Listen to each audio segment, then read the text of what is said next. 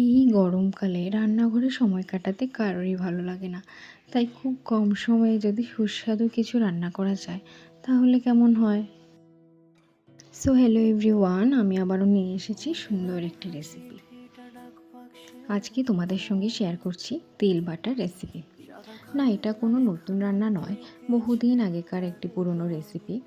আজকে আমাদের বাড়িতে এই রান্নাটা হলো, তাই ভাবলাম তোমাদের সঙ্গে শেয়ার করি কিভাবে আমি সব কিছু করলাম। এখানে আমি নিয়ে নিলাম সামান্য পেঁয়াজ কুচি, 2-4টে রসুন কোষ, তার সঙ্গে নিয়ে নিলাম কাঁচা লঙ্কা আর শুকনো লঙ্কা। এদিকে তিলগুলিকে সামান্য 5-10 মিনিট ভেজে আমি মিক্সিং জারে নিয়ে নিলাম।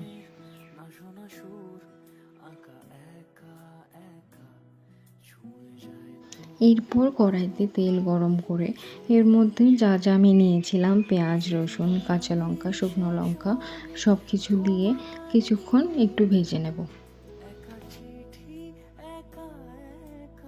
এই যে পেঁয়াজ রসুনগুলি ভাজতে ভাজতে আমি একটু এদিকে মুড়ি চানাচুরও খেয়ে নিচ্ছিলাম।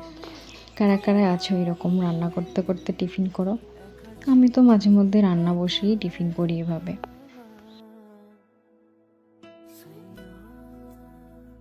এই তো সুন্দর সব কিছু ভাজি হয়ে গেল। এখন সব কিছু মিক্সিং জারে নিয়ে ভালো করে পেস্ট করে নেব। এর মধ্যে সামান্য পরিমাণ নুন দিয়ে পেস্টটা করে নেব। এই তো দেখো সুন্দর আমাদের তিল বাটা কমপ্লিট হয়ে গেল। দেখতে যেমন ভালো লাগছিল, খেতেও বেশ ভালো হয়েছিল। গরম গরম ভাতের সাথে খেয়ে তো আমার বেশ ভালো লেগেছিল।